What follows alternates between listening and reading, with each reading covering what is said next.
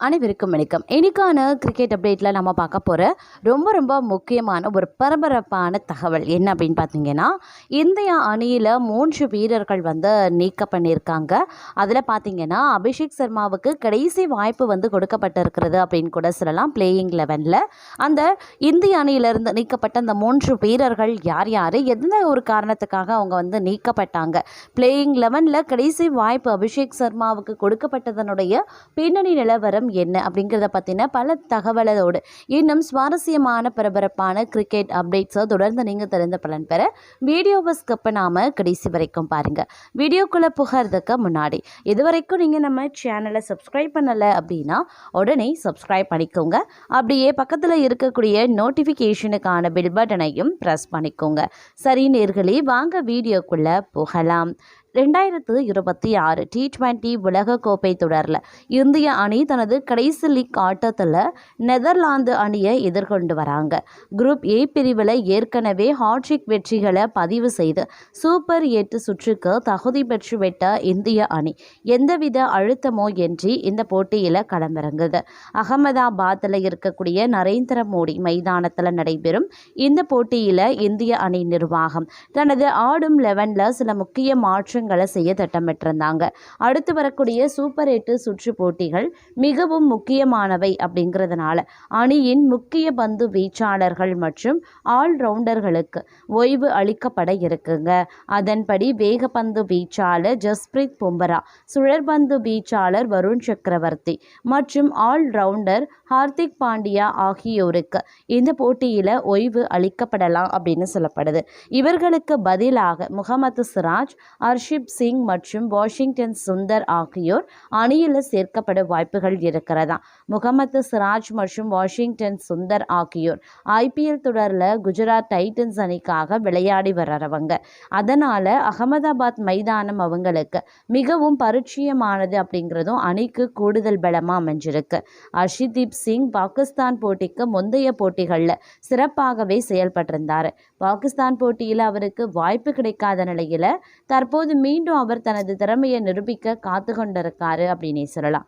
உலகின் number 1 T20 பேட்ஸ்மேனான Abhishek Sharma கடந்த சில போட்டிகளில் ரன் குவிக்க திணறி வந்துட்டுருக்காரு.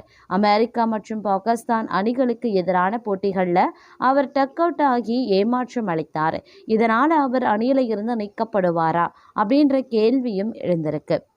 ஆனால் சூப்பர் 8 சுற்றுக்கு முன்பு அவர் ஃபார்முக்கு திரும்ப வேண்டியது அவசியம் அப்படிங்கிறதுனால அவருக்கு இந்த போட்டியில் மீண்டும் வாய்ப்பு வழங்கப்படும் அப்படின்னு தெரியுதுங்க. அதே போல் பேட்டிங்கில் சுதப்பி வரக்கூடிய திலக் வர்மா மற்றும் அக்சர் பட்டேல் ஆகியோரும் இந்த போட்டியை பயன்படுத்தி ரன் குவிக்க முயற்சிப்பாங்க.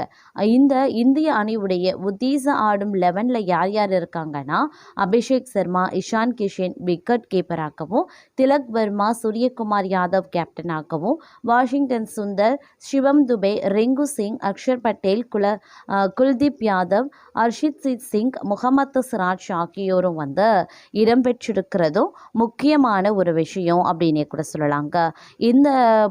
இது ஒரு பக்கம் இருக்க, மற்றொரு பக்கம் பார்த்தீங்க அப்படின்னா காயத்தில் இருந்து விரைவில் மேலே ரிஷப் பந்த் எடுத்து வரக்கூடிய சிறப்பு சிகிச்சை பற்றிய தகவல் தற்போது வெளியாகியிருக்கிறதுங்க. அதாவது மார்ச் இறுதியில் தொடங்க இருக்கக்கூடிய IPL 2026 தொடருக்கு முன்னதான் இந்திய விக்கெட் கீப்பரும் பேட்மேனருமான ரிஷப் பந்த் பார்த்தீங்கன்னா ஹப்பர்பேட்ரிக் ஆக்சிஜன் தெரப்பி எனும் ஆக்சிஜன் சிகிச்சை எடுத்து வந்துட்டு இருக்காரு. கடந்த ஆண்டு ஜூலை மாதம் இந்தியா இங்கிலாந்து இடையிலான டெஸ்ட் தொடரின் போது ரிஷப் பந்துக்கு காலில் பலத்த காயம் ஏற்பட்டிருந்தது. அப்போ ஒருவரின் தோளில் கை வைத்தபடி ஒரு காலில் நடந்தவாறு அவர் மைதானத்தை விட்டு வெளியேறிய வீடியோ சமூக வலைதளங்களில் வைரல் ஆகுச்சு. அதற்கு முன்னதாக லார்ட்ஸ் டெஸ்ட் போட்டியினுடைய முதல் இன்னிங்ஸில் விக்கெட் கீப்பிங் செஞ்சப்ப அவருடைய இடது கை விரலில் காயம் ஏற்பட்டிருந்தது. இந்தியன் எக்ஸ்பிரஸில் வெளியான செய்தியின்படி போட்டியின் போது அடுத்தடுத்து ஏற்பட்ட இந்த காயங்கள் மற்றும் IPL தொடங்குவதற்கு இன்னும் ஒரு மாதமே இருக்கக்கூடியதை கருத்தில் கொண்டு ரிஷப் பந்த் ஹைப்பர்பேட்ரிக் ஆக்சிஜன் தெரப்பியை தொடங்கியிருக்காராம். IPL போட்டிகளுக்கு திரும்புவதற்கு ரிஷப் பந்த் நம்பி இருக்கக்கூடிய இந்த சிகிச்சை எப்படிப்பட்டது, இது எவ்வளவு பயனுள்ளது மற்றும் எந்த சூழ்நிலைகளில் வழங்கப்படுது, இது தொடர்பாக பெனாரஸ் இந்திய இந்து பல்கலைக்கழக மருத்துவர், அறிவியல் நிறுவனத்தின் டிராமா சிகிச்சை மைய பேராசிரியர் டாக்டர் சௌரப் சிங்கிடம் கேள்வி கேட்கும்போது அவர் என்ன சொல்லியிருந்தாருன்னா, ஹைப்பர் பேட்ரிக் என்ற சொல் சாதாரண அளவை விட அதிகமான அப்படின்ற பொருள் கொண்ட ஹைப்பர் மற்றும் அழுத்தம் அப்படின்னு அர்த்தத்தை கொடுக்கக்கூடிய பேரிக் ஆகிய இரு சொற்களின் சேர்க்கை அப்படின்னு சொல்லியிருந்தார்.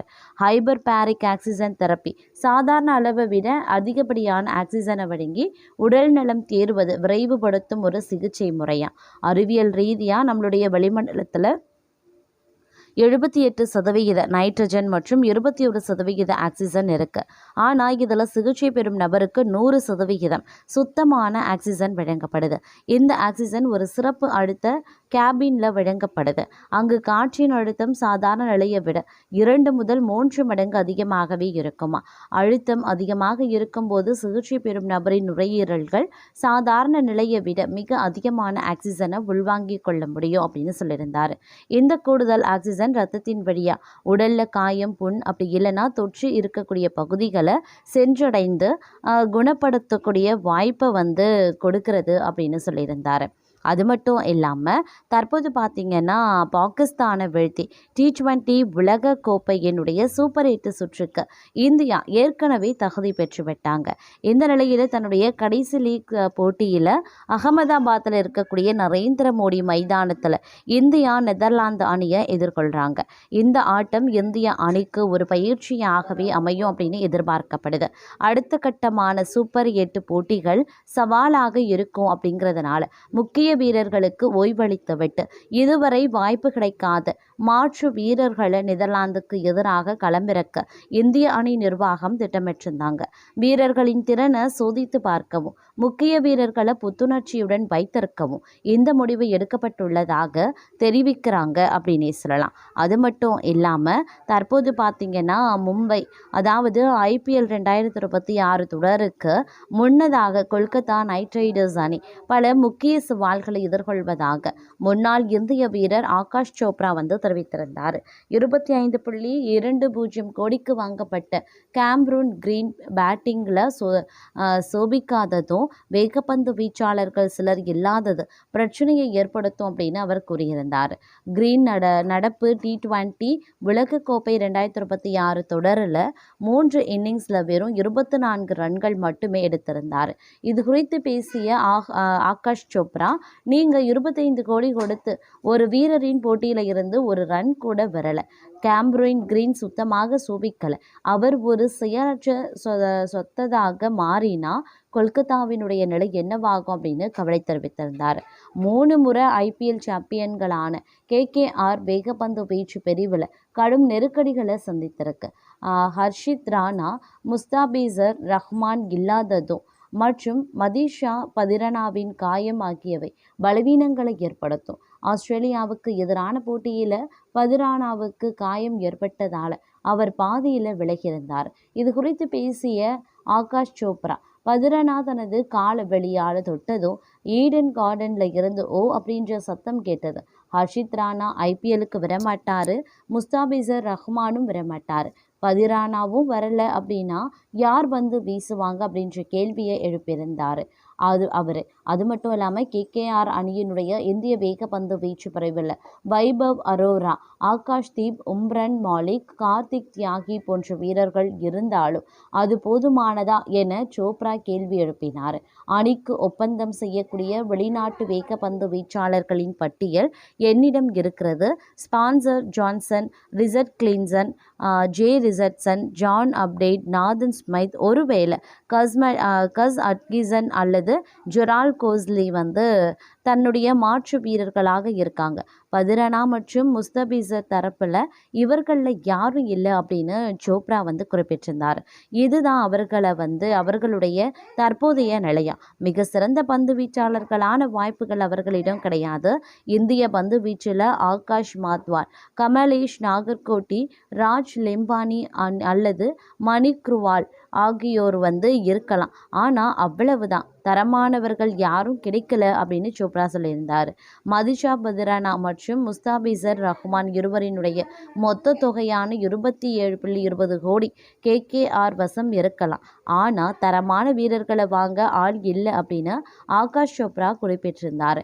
IPL 2026 தொடருக்கு முன்னதாக கொல்கத்தா நைட் ரைடர்ஸ் குறித்து தான் சற்று கவலைப்படுவதாகவும் அவர் குறிப்பிட்டிருந்ததும் சொல்லக்கூடிய ஒரு விஷயம் அப்படின்னே சொல்லலாங்க.